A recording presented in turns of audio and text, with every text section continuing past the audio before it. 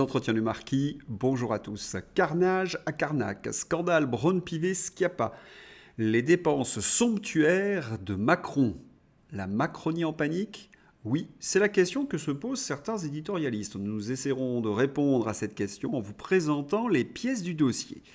Et puis je voulais remercier, comme il se doit, comme le veut la politesse également, tous ceux qui me permettent de vous offrir ce journal. Et aujourd'hui est à l'honneur Corsair. Je tiens à signaler que pour fournir 20 minutes, entre 15 et 25 minutes de journal, souvent c'est 8 à 9 heures de travail par jour. Vous comprenez bien dans ces conditions que j'ai besoin d'être aidé, sinon je ne peux pas me consacrer à ce travail de réinformation, je suis obligé de reprendre certaines activités. Voilà, alors je me suis fait pas mal agressé, j'ai envie de dire, sur les réseaux sociaux. Je voulais répondre à cette agression de cette manière. Et je tenais aussi à vous remercier pour tout votre soutien, pour vos petits pouces levés, pour vos gentils messages et puis pour la diffusion sur d'autres réseaux sociaux. La bataille de l'information est essentielle. Elle est là pour éduquer justement ceux qui ne savent pas, qui ne connaissent pas les choses, pour réveiller les gens, pour vous permettre aussi d'avoir des éléments dans les conversations, pour répondre aux éléments de langage, aux narratifs de la Macronie. On va prendre de suite le premier titre, Carnage à Carnac. De quoi s'agit-il? Eh bien, nous avons appris que 39 menhirs ont été détruits à Carnac, dans le Morbihan, pour la construction d'un magasin de bricolage. Le permis de construire a été délivré l'an dernier par la commune bretonne, connue dans le monde entier pour son alignement de menhirs. Le maire de Carnac se défend en indiquant que la construction, l'instruction de dossier a été menée avec la plus grande rigueur. Vraiment, l'instruction de dossier a été menée avec la plus grande rigueur? Eh bien, c'est ce que l'on va voir à travers les pièces que je vais vous montrer. Mais auparavant, on va faire un petit détour par la bande dessinée, par l'anachronisme, par l'imagination, dans l'esprit de certains Français. En effet, c'est Obélix qui aurait déposé ces menhirs et qui aurait été donc à l'origine de Carnac. Au XVIe siècle, on pensait que des géants comme Gargantua avaient placé ces rochers à cet endroit. La réalité est un petit peu plus complexe. Ce ne sont pas les ancêtres de Gaulois qui ont placé ces menhirs, mais ce sont les hommes du Néolithique. Il n'en reste pas moins que les Français sont attachés à leurs menhirs, c'est leur passé, c'est leur histoire. Et lorsque nous avons appris cette nouvelle, la destruction de ces 39 pierres dressées, eh bien nous avons été scandalisés. Qui est le véritable responsable? Eh bien, c'est le maire de Carnac, celui qui a mené l'instruction de dossier avec la plus grande rigueur. Et là, on a toujours les mêmes personnages. L'extrême centre, oui, c'est celui d'Olivier Lepic, qui travaille pour Capgemini en expert en stratégie et maire de Carnac, qui rase des menhirs multimillénaires pour installer une grande surface, un monsieur bricolage. C'est quand même extraordinaire, à chaque fois que nous avons un scandale, nous avons les mêmes profils, l'extrême centre, un soutien d'Emmanuel Macron, car Laurent Ozon ajoute que sinon Lepic est aussi donc secrétaire général chez Capgemini, le cabinet de conseil au cœur des affaires de la Macronie, spécialisé dans l'évasion fiscale, et il est aussi chercheur associé à une fondation pour la recherche stratégique, le principal think tank néoconservateur en France. Et vous allez me dire que ce personnage ne pouvait pas être au courant que c'était une zone archéologique? Peut-être qu'il ignorait. Et c'est là où le bas blesse, parce qu'il y avait des personnes qui se battaient pour ce site, mais nous avons aussi appris que le hic, c'est que cette zone, donc, qui a été détruite, située aux abords du tumulus Saint-Michel, était référencée depuis 2015 sur l'Atlas des patrimoines. Un catalogue en ligne établi par la DRAC, donc le patrimoine, recensant les sites archéologiques présents. C'est un site également fait pour que les élus aillent le consulter, pour tout permis de construire, souligne Christian Obels, celui qui a révélé l'affaire. Le site de Montauban figurait par ailleurs sur la liste indicative du projet d'inscription sur la liste du patrimoine mondial de l'UNESCO, qui concerne 397 mégalithes des rives de Carnac et du Morbihan, répartis sur 27 communes. On peut déjà répondre à une question. Non, le dossier n'a pas été instruit avec la plus grande rigueur. Ce n'est pas possible. Comment un maire peut-il ignorer qu'une partie de la zone près du chemin de Montauban ne contient pas de menhir, que c'est une zone qui est inscrite sur le site du patrimoine mondial de l'UNESCO. Ce n'est pas possible. Comment la DRAC pouvait ignorer que c'est un site également classé? Là encore, ce n'est pas possible, parce que c'est une région que je connais un petit peu. Je dis un petit peu parce que c'est la région de mon grand-père maternel, qui est d'origine de Bretagne, près de la Trinité. C'est la famille était entre la Trinité et Vannes, donc Carnac, si vous imaginez que c'est une région que je connais un petit peu. Eh bien, Carnac, c'est pas grand. Un maire d'une petite commune comme celle-là ne peut pas ignorer. Vous voyez, entre Carnac et la zone de Montauban, il doit y avoir 400 mètres, 500 mètres au maximum. C'est petit. Les maires de ces communes connaissent parfaitement les terrains, où sont les commerces, où sont les terrains où il y a des menhirs. Olivier Lepic ne pouvait pas ne pas savoir ce qu'il était en train de faire. Et là, cela nous renvoie à des mauvais souvenirs. Je n'accuse pas Olivier Lepic, loin de moi, mais lorsqu'on a un peu travaillé sur le financement illégal de campagne, on sait qu'il y a eu des attributions de permis de construire en France très curieux. On sait aussi que les ronds-points, les constructions de zones commerciales ont souvent été le lieu de transactions occultes. Nous en avons eu une très belle illustration dernièrement avec le cas Balkany. Je n'accuse pas Olivier Lepic. Mais voilà, cela nous rappelle de sinistres choses.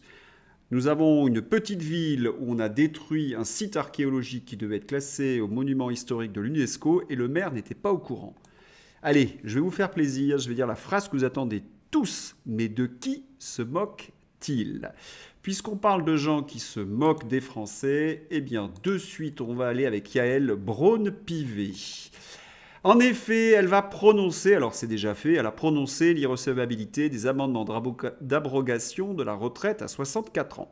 Je me suis lâché un peu sur Yael Braun-Pivet, mais tout ce que j'écris est factuel, je vous renvoie à mes précédents numéros. La décision de la présidente de l'Assemblée nationale ne passe pas. À droite, Marine Le Pen écrit en se soumettant aux injections de l'exécutif et à ses ruses de procédure, la présidente de l'Assemblée nationale piétine la Constitution qui garantit au Parlement le droit de voter les lois. Oui, cette loi sur les retraites n'a jamais été votée, elle a été imposée par un 49-3.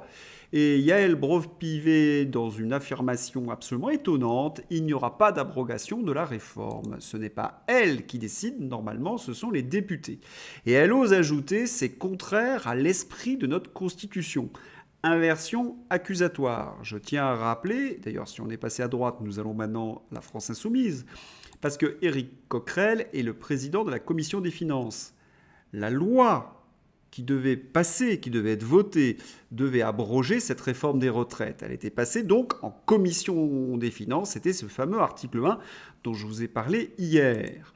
En faisant en sorte qu'il ne soit pas recevable, Braun-Pivet ne respecte pas la décision de la commission des finances. C'est un véritable coup de force.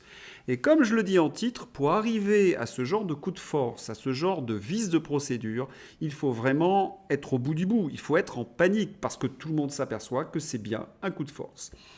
D'après ce que nous avons appris, Charles de Courson déposera des motions de censure. Nous attendrons donc la suite des événements. Et lorsqu'on parle de panique, on parle de Marlène Schiappa. Là, cela devient compliqué pour la ministre. Marlène Schiappa a personnellement sucré 100 000 € de subventions à SOS Racisme en raison des positions politiques de son président Sopo. Remarquez qu'à titre personnel, je suis tout à fait favorable à ce qu'on n'accorde pas de subventions à SOS Racisme. C'est quand même une association qui milite contre le racisme, mais qui justifie le racisme anti-blanc. Paradoxe des paradoxes. Mais voilà, ce n'est pas le sujet de la commission d'enquête. Non. Marlène Schiappa avait juré devant les caméras, devant les micros, qu'elle n'avait pas participé à l'attribution de ces subventions. Et là, elle est accusée par son chef de cabinet et par le préfet dont je vous ai parlé hier. Elle est prise en flagrant délit, les deux doigts dans la confiture. Elle ne pourra pas éviter un procès. La Macronique avait essayé de dresser une sorte de palissade entre elle et le monde des médias, et bien vient de s'écrouler avec cette commission. C'est pour cette raison que certains sont en train de dire que les macronistes n'ont pas véritablement le moral, que c'est un vent de panique. Ils savent que si elle tombe, d'autres suivront. Et puis, il y a d'autres affaires. L'affaire Brigitte Macron. En effet, nous avons appris hier qu'elle avait rencontré les parents de la petite Lindsay. Et la presse, BFM et compagnie ont dit que Brigitte avait su trouver les mots, contrairement à Pape Diaye. Mais de qui encore se moque-t-on? Tiens, je vous le dis une deuxième fois, c'est elle qui avait lancé une campagne contre le harcèlement scolaire. C'est elle qui avait pris en main ce dossier. Autrement dit, elle est responsable de la campagne, mais elle n'est pas coupable de toutes ces victimes de harcèlement. Il y a quelque chose d'écœurant dans la Macronie. Ils ne savent faire que de la communication. Ils ne savent que manipuler les émotions des Français, les instrumentaliser pour essayer d'apparaître aux yeux de leurs électeurs comme des gens justes.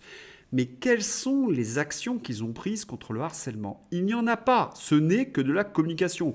Et la meilleure preuve, c'est que le harcèlement, la violence à l'école, augmente d'année en année. À tel point d'ailleurs que certains s'en émeuvent, comme Marie-Estelle Dupont, qui a signé un très bel article dans le Figaro. Quand une société oublie que les besoins des enfants sont les devoirs des adultes, elle n'a plus de garde-fou à la barbarie et au sadisme.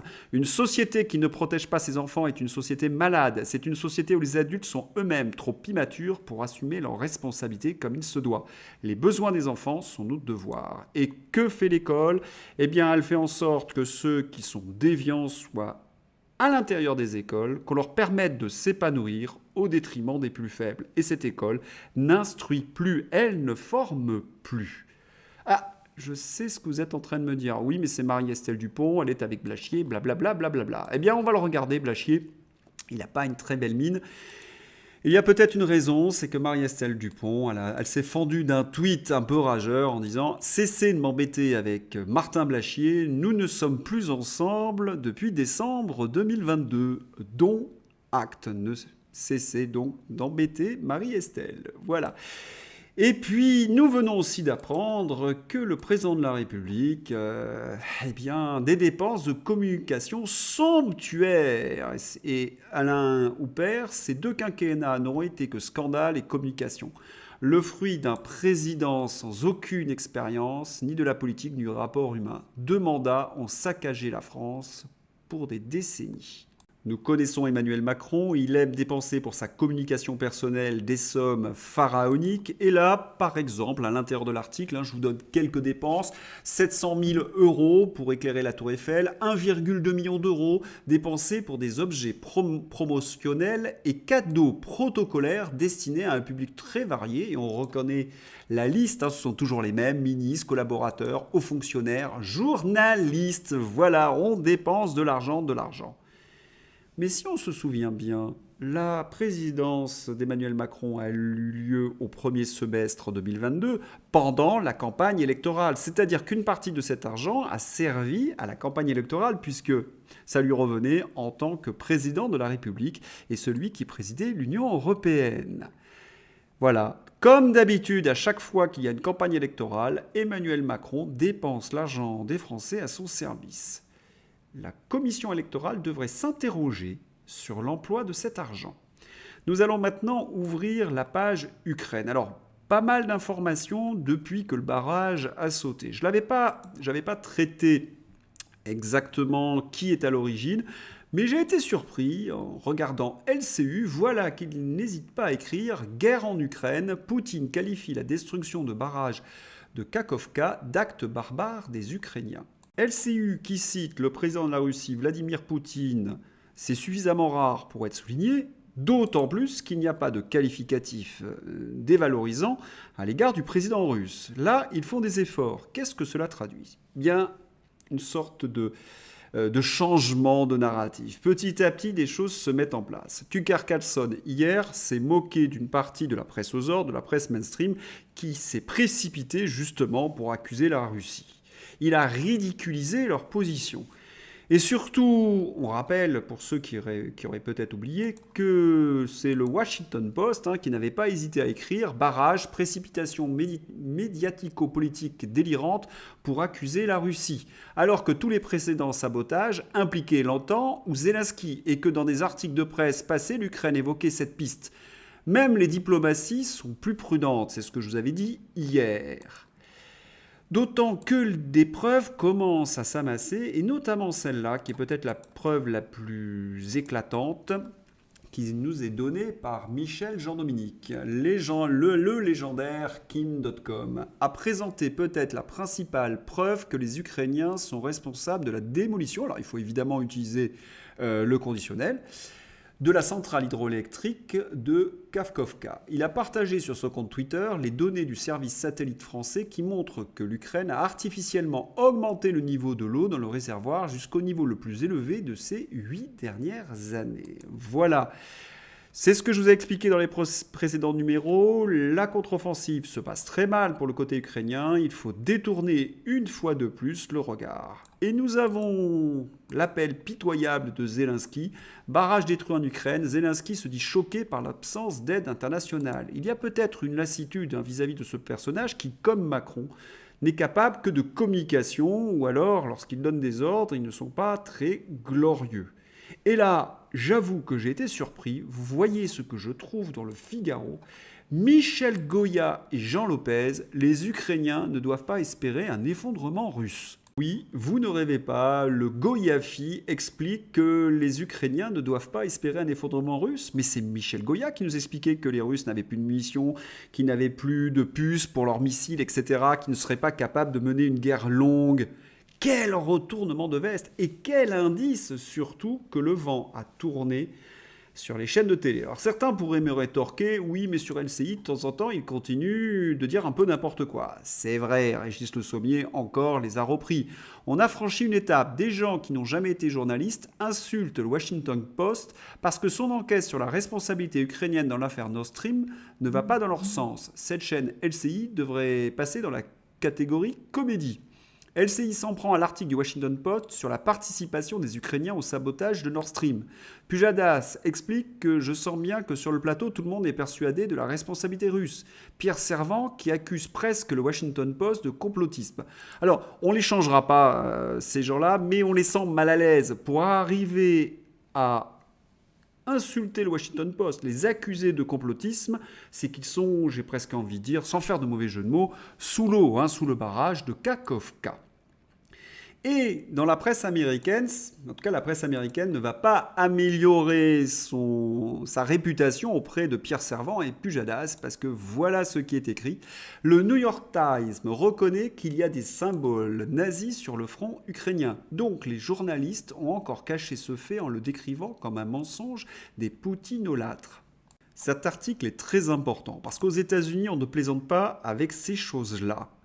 Quand une théorie du complot est considéré comme réalité, c'est que le narratif de la Maison-Blanche, puisque le New York Times est très proche du camp démocrate, a changé. C'est bien le camp démocrate qui prend ses distances avec Zelensky.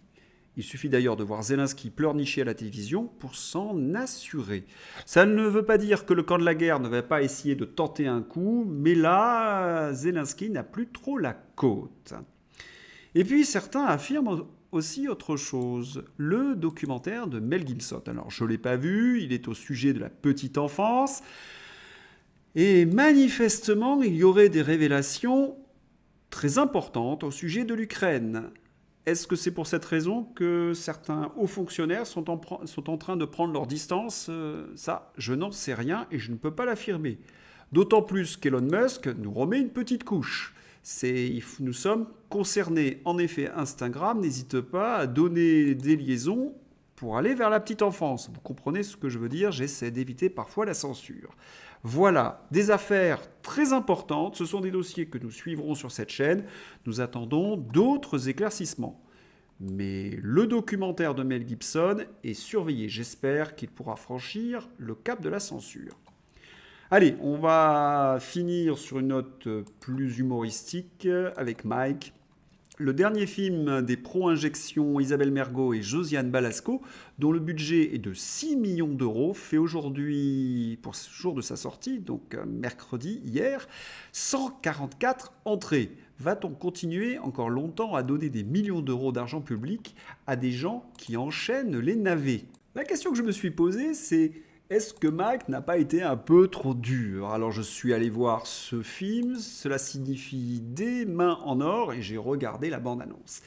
Alors, je ne sais pas si la bande-annonce reflète complètement le film, mais en effet, c'est un gros navet.